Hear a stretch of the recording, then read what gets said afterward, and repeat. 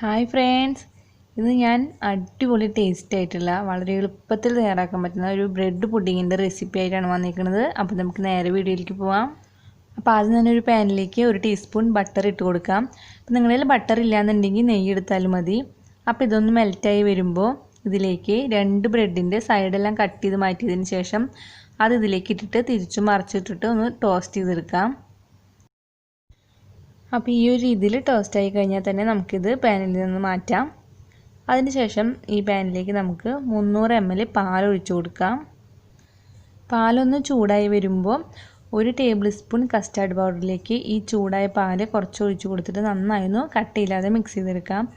നിങ്ങളുടെ കയ്യിൽ custard powder ഇല്ലാന്നുണ്ടെങ്കിൽ കോൺഫ്ലോർ ആയാലും എടുക്കാം, അല്ലെങ്കിൽ മൈദ ആയാലും കുഴപ്പമില്ല. അപ്പോൾ ഈ കസ്റ്റാർഡ് പൗഡറിൽ വാനിലയുടെ ഫ്ലേവർ ഉള്ളത് കൊണ്ട് ഞാനിതിലേക്ക് വേറെ വാനില എസൻസ് ഒന്നും ചേർക്കുന്നില്ല. ഇപ്പം നിങ്ങൾ കോൺഫ്ലോർ അല്ലെങ്കിൽ മൈദയൊക്കെയാണ് എടുക്കണമെന്നുണ്ടെങ്കിൽ 1/4 ടീസ്പൂൺ എങ്ങാനും വാനില എസൻസ് ചേർത്ത് കൊടുക്കണം. അല്ലാന്നുണ്ടെങ്കിൽ ഏലക്കപ്പൊടി ആയാലും കുറച്ച് ചേർത്ത് കൊടുക്കണം. പാലൊന്ന് നന്നായി തിളച്ച് തുടങ്ങി കഴിഞ്ഞാൽ പിന്നെ ഇതിലേക്ക് 2 ടേബിൾ സ്പൂൺ മിൽക്ക് മെയ്ഡ് ചേർത്ത് കൊടുക്കാം. മിൽക്ക് മെയ്ഡ് ചേർത്ത് ഇത് നന്നായി ഒന്ന് മിക്സ് ചെയ്ത് കൊടുക്കാം. പിന്നെ മിൽക്ക് മെയ്ഡ് ചേർത്താലും ഞാനിതിലേക്ക് കുറച്ച് പഞ്ചസാരയും കൂടി ചേർക്കുന്നുണ്ട്. 2 ടീസ്പൂൺ പഞ്ചസാരയും കൂടി ചേർത്തിട്ട് ഇതൊന്നും കൂടി മിക്സ് ചെയ്ത് കൊടുക്കുന്നുണ്ട്. അപ്പോൾ നിങ്ങൾക്ക് പഞ്ചസാര വേണ്ട, മിൽക്ക് മെയ്ഡ് മതി എന്നുണ്ടെങ്കിൽ മിൽക്ക് മെയ്ഡ് കുറച്ച് കൂടുതൽ ചേർത്ത് കൊടുത്തിട്ട് നന്നായി മിക്സ് ചെയ്ത് കൊടുക്കുക. മിൽക്ക് മെയ്ഡും പഞ്ചസാരയും ഈ പാലിൽ നന്നായി മിക്സായി വന്നു കഴിഞ്ഞാൽ ഇനി ഇതിലേക്ക് നേരത്തെ മാറ്റി വെച്ചിട്ടുള്ള കസ്റ്റാർഡ് പൗഡർ ചേർത്ത് കൊടുക്കുക. കസ്റ്റാർഡ് പൗഡർ ചേർത്ത് കഴിഞ്ഞാൽ ഒരു മീഡിയം ഫ്ലെയിമിൽ വെച്ചിട്ട് നന്നായി ഒന്ന് മിക്സ് ചെയ്ത് കൊടുക്കുക.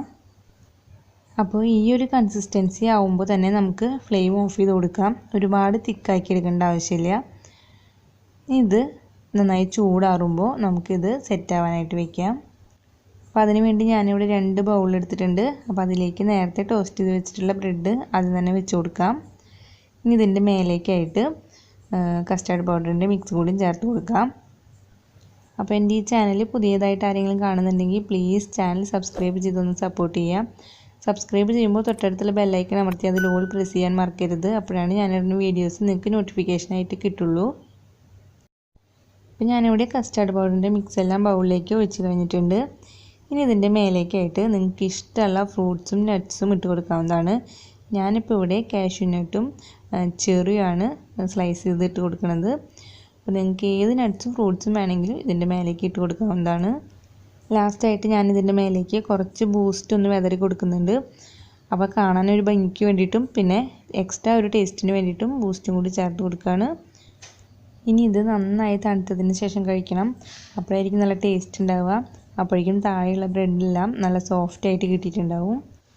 അപ്പോൾ ഞാനിവിടെ പെട്ടെന്ന് തണുത്ത് കിട്ടാൻ വേണ്ടിയിട്ട് ഫ്രീസറിൽ 1 മണിക്കൂർ വെച്ചിട്ടുണ്ടായിരുന്നു. അപ്പോൾ അതിന് ശേഷം നമ്മളെടുത്ത് കഴിക്കേണ്ടത് എങ്ങനെയാണെന്ന് വെച്ച് കഴിഞ്ഞാൽ താഴേന്ന് ബ്രെഡോട് കൂടിയിട്ട് വേണം നമ്മളെടുത്ത് കഴിക്കാനായിട്ട്. അപ്പോൾ ആ എണ്ണയിൽ കിടന്ന് ടോസ്റ്റ് ആയിട്ടുള്ള ബ്രെഡും ഈ കസ്റ്റാർഡ് മിക്സും നട്ട്സും എല്ലാം കൂടി കഴിക്കുമ്പോൾ നല്ലൊരു ടേസ്റ്റാണ് ഇതിലുണ്ടാവുക. അപ്പോൾ നിങ്ങൾ ഇതുപോലെ ഒന്ന് ട്രൈ ചെയ്ത് നോക്കുക. എന്നിട്ട് നിങ്ങളുടെ അഭിപ്രായങ്ങൾ എന്നെ കമൻസ് ആയിട്ട് അറിയിക്കുക. ഒപ്പം എൻ്റെ ഈ വീഡിയോ ലൈക്ക് ചെയ്യാനും ഷെയർ ചെയ്യാനും മറക്കരുത്. അപ്പോൾ ഇനി വേറൊരു വീഡിയോ ആയിട്ട് കാണാം. അതുവരേക്കും എല്ലാവർക്കും ബൈ.